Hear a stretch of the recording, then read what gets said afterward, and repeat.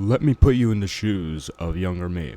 You're a 15-year-old fat loser, has nothing going for him aside from some business, but money doesn't make you a winner, money doesn't make you not a loser, it just amplifies your status. So I was a super loser, a loser with just some money, and you have dreams about getting your dream chick, this chick that's gonna get wet at just the thought of you. You're dreaming, yes, amazing. Then you wake up, beep, beep, beep, beep, to your cuck clock, as I call it. And then you finally muster up the courage to go talk to some chick, alright? You go up, hi, handshake, hi, with your high pitched voice, hi, handshake, and then what happens? What do I say? And then I'm just sounding like a retard. I'm gonna teach you how to be quicker on your feet, how to always have the right response. I'm going to teach you what that actually means as well. So first we're going to start with 2 exercises, okay? These exercises, if you don't currently do them, will change your life. The first one I call, and I got this from YouTube, I forgot from who, okay? But actually the second one I made myself, but it's a spin-off of the first one. The first one is point and blurt. Okay, point and blurt is essentially you point at something in your room, and then you call it something it's not. For example, there's a marker there. I'm going to call that marker a door. So, door. Okay, door. And you point at the TV. Ring. It's that simple. You just point at different things in your room and you call it something it's not. So you point at a bottle. Call it, a camera. Okay? And don't cheat. Don't use rhymes. And don't repeat things. And don't look around the room to see, don't look at a bottle and then look at around the room, look at your light and say, oh, this is a light. Just look at it and call it something it's not. If you haven't done this exercise before, what you'll find is it's actually pretty difficult. Okay? But what this is developing is your ability to think quickly. And then just blurt things out. Just say whatever comes to mind. Okay? Because the more you overthink, oh, well, I don't know, should I say that? This helps you with your overthinking and also saying the right thing. Okay? Because it's a really simple exercise. You just look at something and you say something it's not. Point and blurt. Now, we're going to point and quirk. Now, this is a more advanced exercise.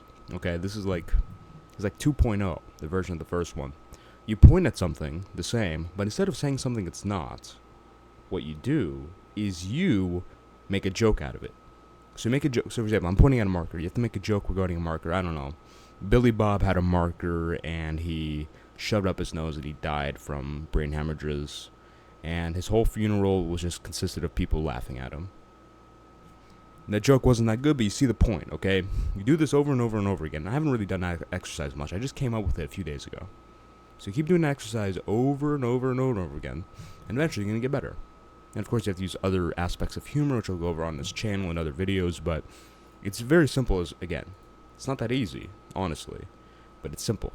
Just come up with a joke regarding something you point out. And do quickly. Speed is very important. And this is the more advanced version, as I say, of the first exercise. So all the skills you develop with that one, you're going to develop here. But it's going to be more pointed. It's going to be more pointed at making jokes, being witty, etc. Which is really what having the right thing to say comes down to most of the time. Just being witty. And that's what these exercises are going to develop for you. Now, talk about the third thing. Okay, it's 4 in total. I'm talking about the third one. Study others. Look at other people you think are witty, you think are charismatic, you think people you think are quick on their feet. It could be people who talk in real life, people you know, could be people on the internet, could be movie characters, etc. I'm going to make a point about fictional movie characters because I do a decent amount of breakdowns on my channel. I'm doing another one today, actually. And one of the common criticisms of those type of videos is well, it's fiction movies. It's not real life. It's all scripted. It's all perfect. This isn't a realistic representation of what would go on in the real world. And to that, I say, yes, you're totally right. But that actually speaks to the effectiveness of this studying, because let's take someone who always has the right thing to say. James Bond. You know who he is. Doesn't need any introduction. James Bond has the right thing to say 10 out of 10 times because it's a scripted movie, and he's the G in the movie, alright? 10 out of 10. Always says the right thing. But in real life, you don't need to be 10 out of 10 in order to be seen like that. You don't have to be perfect, because it's unrealistic, right? The movie's unrealistic, but this is the standard the movies hold to. This is the standards real life is held to, right? If you make a speaking mistake in a movie, it just gets cut out, right? Everything's so perfect in movies. It's all, like, clean cut. When in real life, you make a speaking mistake, you in your head may realize it. You in your head may criticize yourself for it, but the truth is, most people don't even realize. Most people don't even care. So when you hold yourself to this movie standard, when you try holding yourself to this movie standard, you doing a bad job on your own standard is a good job to other people. It's like a great job to other people. So, for example, in a movie, to be James Bond, you have to be 10 out of 10. In real life, to be seen like James Bond, you'll always have the right thing to say, you're so charismatic, etc. To get these type of compliments, you only need to be a 5 to 7 out of 10 on this fictional movie scale. So, if you just work on yourself, it's not even that hard to achieve, okay? Just hold yourself to a higher standard. You're going to hit it. You're going to start having people saying, oh, you're so charismatic, you speak well, you have people laughing at your jokes. It's something you work on.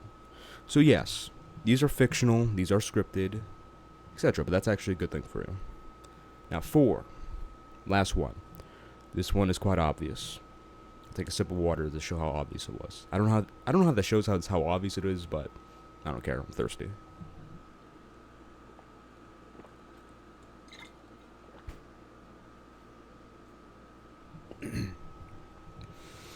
Experience. That is number 4. All right, go out and start talking to people. And the reason why I use this as the last one, because I wanted to get number 3 out, about how fictional characters are held to a different standard than in real life. Because this is actually great motivation to go out and start doing things, because the truth is, when you mess up a joke, when you say something that's not that funny, unless you completely burgered it, like really badly, and people don't like you in the first place, no one's really going to care. They're just going to move on. But if you say something funny, they're going to remember that. So, don't be afraid to make bad jokes. Okay, I've made bad jokes before. We've also made jokes that have everyone laughing as well. That's much better than being in this middle ground where you don't say anything like, I'm not going to make a joke because I'm really embarrassed if no one laughs. The truth is, when it comes to conversation, and I use jokes because they're a great example of having the right thing to say. If you are witty and you can make jokes on the fly, you always have the right thing to say. Always. Always, always, always. But in order to start saying the right things at the right time, you have to say the wrong things at the wrong time.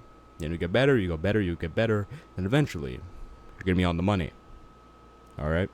And it's just like playing basketball. Let's say you're bad at shooting basketballs. You don't, sit in the house and be like, oh, well, how can I shoot better? How can I shoot better? And only do that. I mean, that could help, doing research, doing certain exercises in your own mind. That could help you with shooting. But at the end of the day, at the end of the day, if you really want to become a shooter, you need to go out and shoot. Though that is how to always have the right thing to say. It's not even that difficult. Just do those 2 exercises. Spam those exercises. Do both of them 5 minutes a day. And I guarantee within a week, you're going to see massive changes within yourself. Christian men need to become more witty. Christian men need to be quicker on their feet. If you want to join the movement Building Back Christian Men, join the link in the description. Follow me on Instagram, like all my posts, website, email. Subscribe for more amazing videos, playlist, amazing videos, because I'm amazing. You name it, do it. Those are my call to actions. See you next video.